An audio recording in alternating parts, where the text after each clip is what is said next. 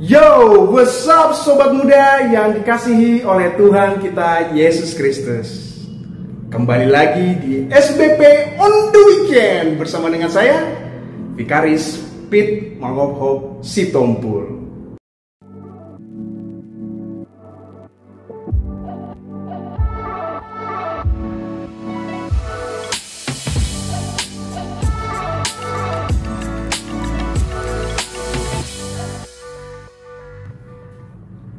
Ya, tema kita kali ini sangat spektakuler. Apa itu? Kemerdekaan sebagai anugerah dari Allah.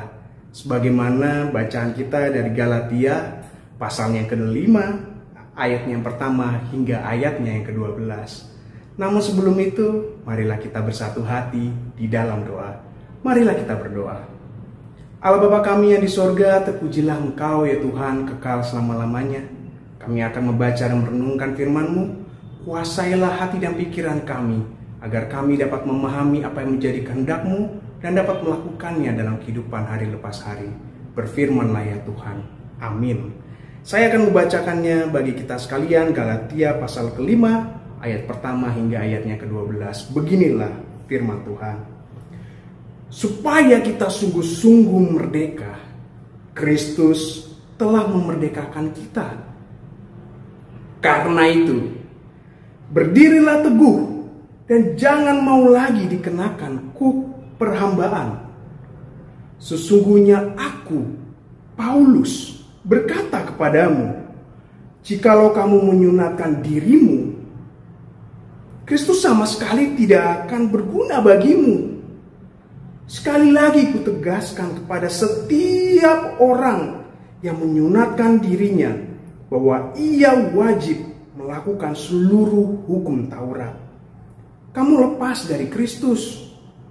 Jikalau kamu mengharapkan pembenaran melalui hukum Taurat, kamu hidup di luar anugerah. Sebab oleh Roh dan karena iman, kita menantikan pembenaran yang kita harapkan. Sebab bagi orang-orang yang ada di dalam Kristus Yesus, hal bersunat atau tidak bersunat tidak mempunyai arti. Hanya iman yang bekerja oleh kasih. Dahulu kamu berlomba dengan baik. Siapa yang menghalang-halangi kamu sehingga kamu tidak menuruti kebenaran lagi? Ajakan untuk tidak menurutinya lagi bukan datang dari Dia yang memanggil kamu. Sedikit lagi sudah membuat seluruh adonan mengembang. Dalam Tuhan aku yakin tentang kamu, bahwa kamu tidak mempunyai pendirian lain dari ini. Namun orang yang mengacaukan kamu akan menanggung hukumannya. Siapapun juga dia. Lagi pula aku ini, saudara-saudara, jikalau aku masih memberitakan sunat, mengapa aku masih dianiaya juga? Sebab kalau demikian, salib bukan batu sandungan lagi. Baiklah mereka yang menghasut kamu itu mengempirikan saja dirinya. Demikian pembacaan Alkitab. Kembali lagi di tema kita, yaitu kemerdekaan sebagai anugerah dari Allah. Berhubung ini adalah hari kemerdekaan bangsa kita Indonesia, maka kurang afdol kalau kita tidak mengatakan merdeka, merdeka, merdeka. Asik. Ya, merdeka bangsa kita. Apa sih arti dari sebuah kemerdekaan itu?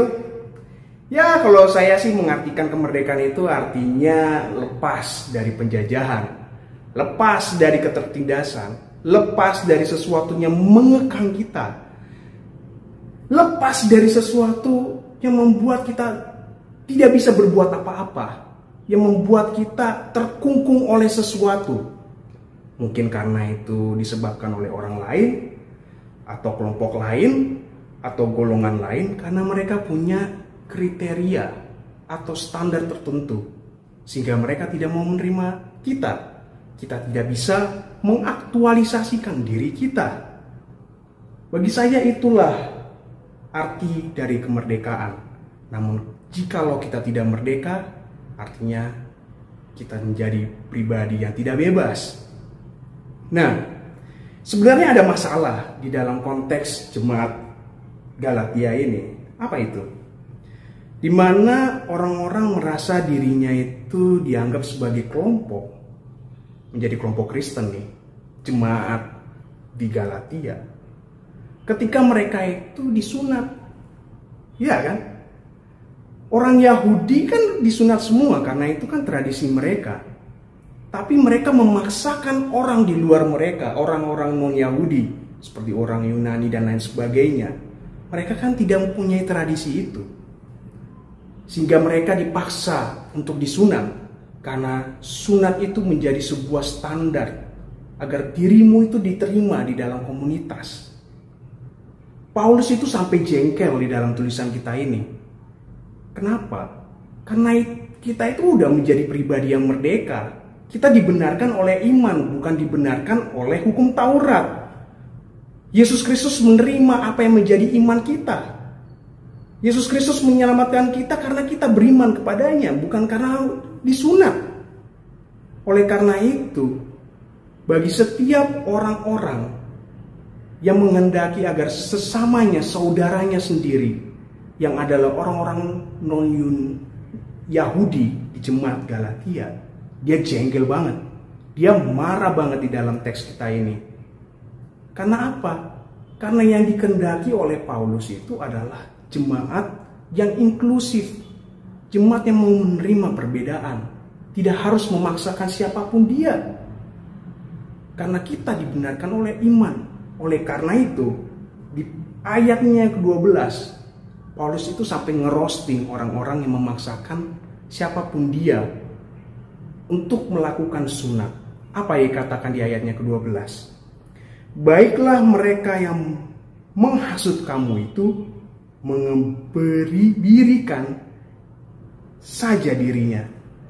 Wah, kalau saya membahasakan ulang bahasa ini, itu sama aja mengatakan daripada lu memaksa orang lain untuk sunat, mendingan potong itu lu sampai habis, gitu.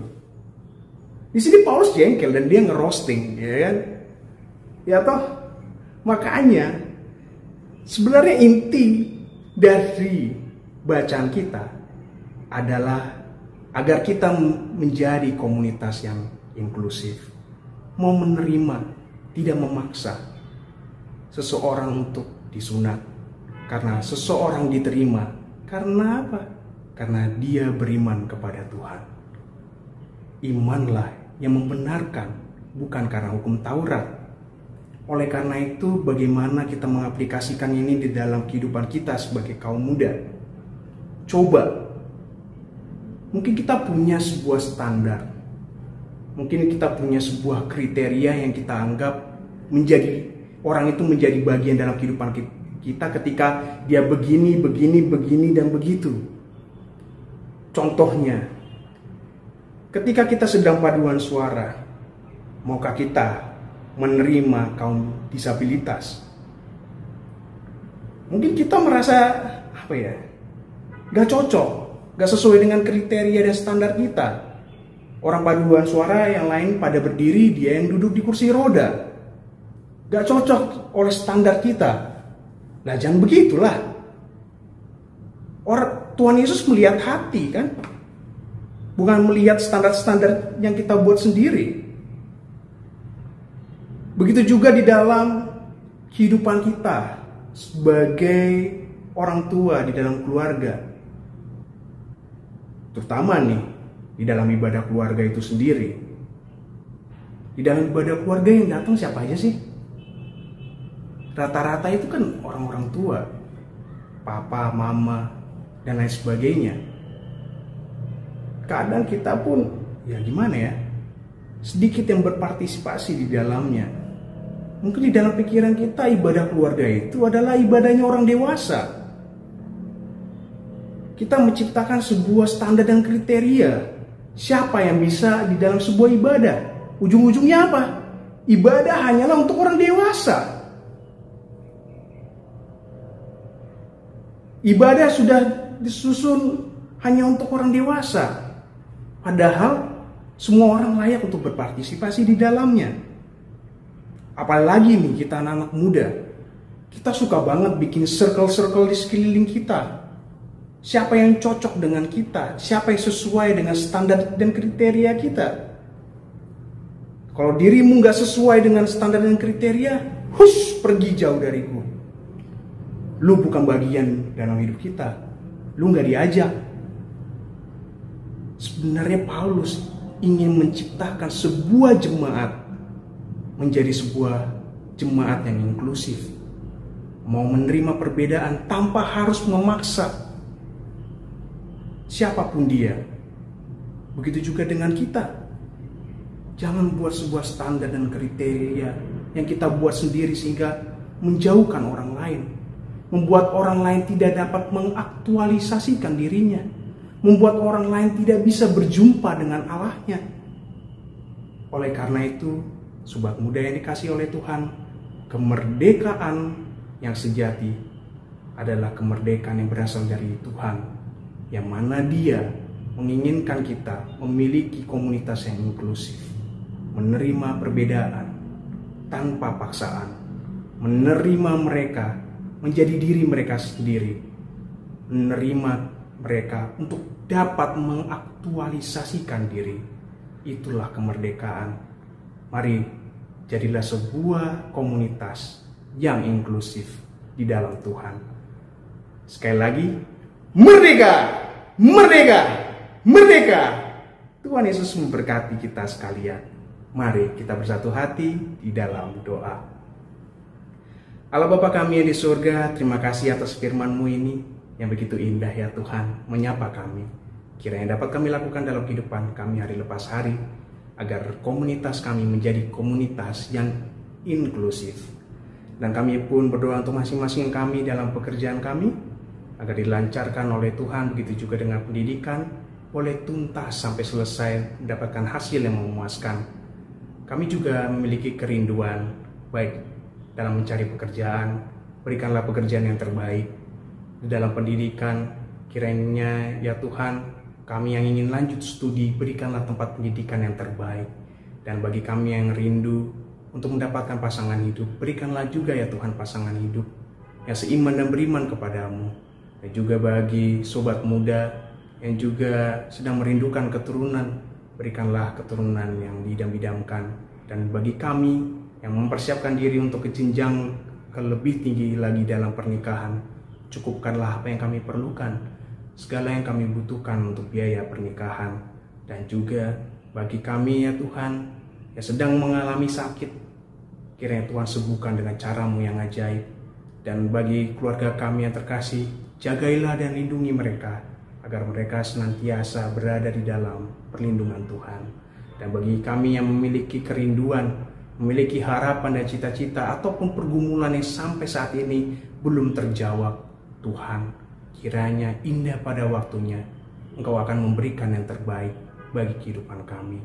Dan kami akan melanjutkan kehidupan kami dengan rasa syukur, berdoa kepadamu, berharap kepadamu, dan juga mencintai-Mu atas berkat karunia yang Kau berikan kepada kami. Inilah doa kami ya Tuhan, di dalam nama Tuhan Yesus Kristus. Haleluya. Amin. Demikian renungan kita pada saat ini. Kiranya Tuhan memberkati kita sekalian, dan sampai jumpa di SBP on the weekend di line selanjutnya. Tuhan Yesus memberkati. Bye. Dadah sobat muda. God bless you. Halo Gapers, kalian tahu nggak kalau Sabda Bina Pemuda Digital bisa dengan mudah didapatkan dengan mendownload Google Books di Google Play untuk pengguna Android. Dan untuk kalian yang menggunakan iOS, bisa membuka Google Play di browser untuk membeli serta mendownload Google Books di App Store. Gampang banget kan caranya? Cus, langsung aja di-download ya!